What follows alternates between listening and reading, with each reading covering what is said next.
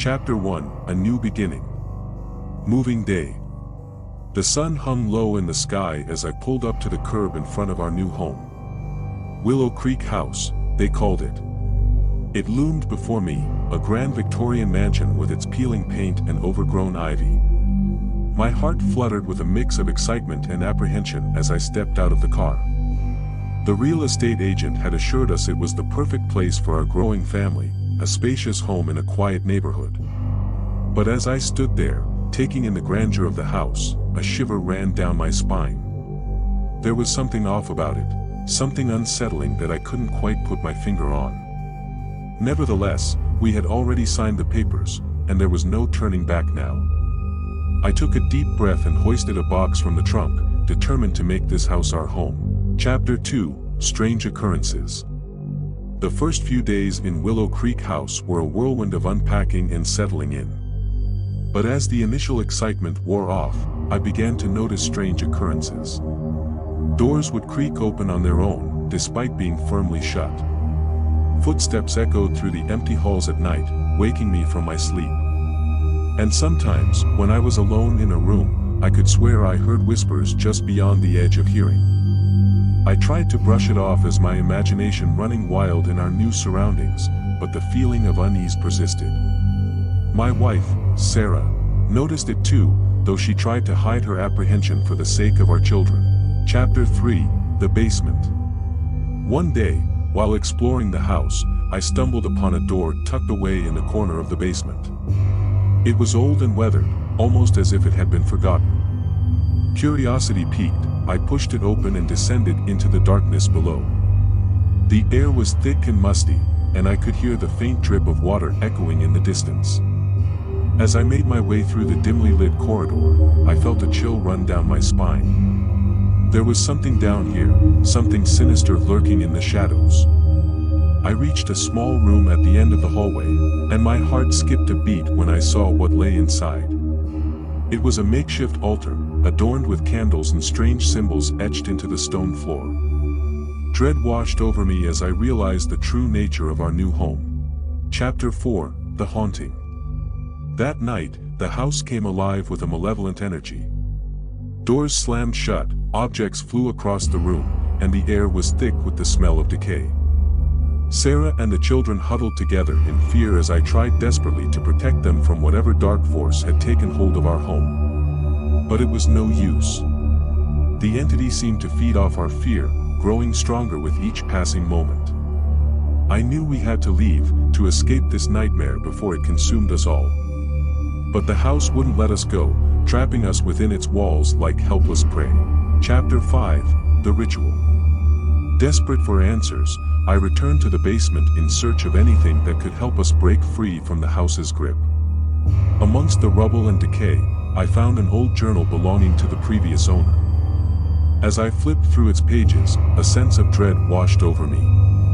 The entry spoke of a dark ritual performed in the depths of the house, a ritual meant to summon a powerful entity from the depths of the underworld. I knew then what we were up against, and I knew what had to be done to stop it. With trembling hands, I gathered the necessary ingredients and prepared to perform the ritual myself, praying that it wasn't already too late. Chapter 6: The Final Confrontation. As the clock struck midnight, I stood before the altar in the basement, surrounded by flickering candles and the weight of impending doom. I spoke the incantations written in the journal, my voice trembling with fear and determination. Suddenly, the air grew cold, and the ground began to shake beneath my feet. The entity emerged from the shadows, a twisted mass of darkness and malice that filled the room with its presence. But I refused to back down. With every ounce of strength I had left, I fought against the darkness, pushing it back with the power of the ritual. Slowly but surely, the entity began to weaken, its hold on the house loosening with each passing moment. And then, with one final burst of energy, I banished the entity back to the depths from whence it came, sealing the house and its dark secrets away for good. Epilogue. As the first light of dawn broke through the windows of Willow Creek House, I collapsed to the ground, exhausted but victorious. The nightmare was finally over, and we were free to start anew. We packed our bags and left the house behind, eager to put the horrors of the past behind us.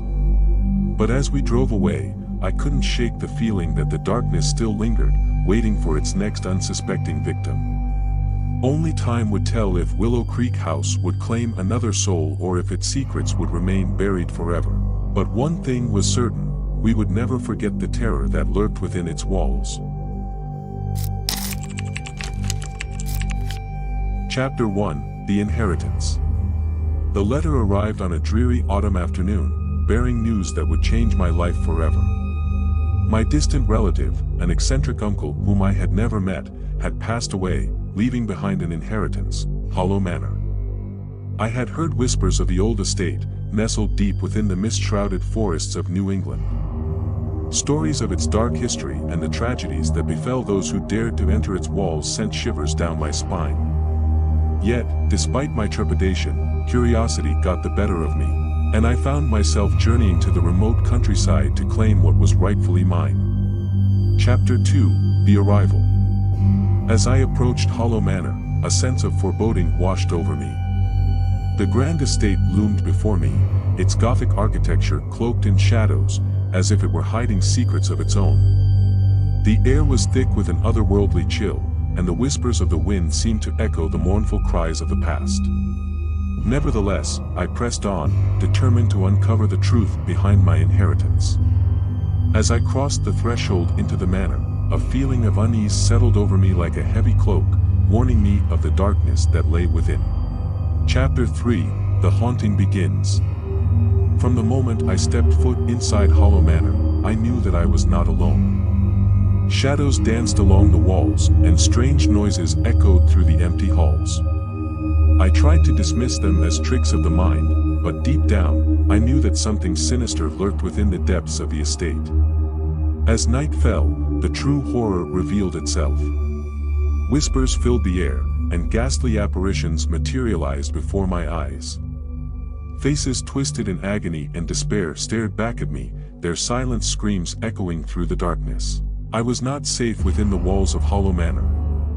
Whatever evil had taken root here was determined to claim me as its next victim. Chapter 4: The Curse Unveiled. Desperate for answers, I delved into the history of Hollow Manor, uncovering a dark secret that had been buried for centuries.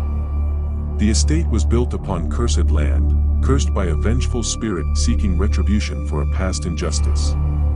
As I unraveled the threads of the curse, I realized that only I had the power to break it.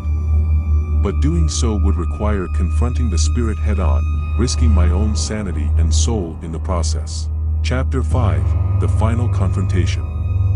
Armed with newfound knowledge and a resolve born of desperation, I ventured into the heart of the manor to confront the spirit that haunted its halls. The air was heavy with the stench of death, and the shadows seemed to writhe with anticipation. With trembling hands, I performed the ritual to banish the spirit, invoking ancient incantations passed down through generations. As the words left my lips, the very foundations of Hollow Manor shook, and the spirit manifested before me in all its wrathful glory. But I refused to back down. With every ounce of strength I possessed, I faced the spirit, staring into its eyes with unwavering determination. And in that moment, I saw not a creature of darkness, but a soul trapped in torment, longing for release. With a final cry, I shattered the curse that bound the spirit to the manor, setting it free to find peace at last. As its form dissipated into the ether, a sense of peace washed over me, and I knew that Hollow Manor would forever be free from its haunting presence. Epilogue. As I stepped out into the dawn of a new day, Hollow Manor stood silent and still, its once ominous halls now bathed in the warm light of morning. The curse had been broken, and the darkness that had plagued the estate for centuries was no more. Though the scars of its past would never fully heal, Hollow Manor stood as a testament to the resilience of the human spirit. And as I walked away from the estate, leaving its haunted history behind, I knew that I had emerged not as a victim, but as a survivor, ready to face whatever challenges the future held.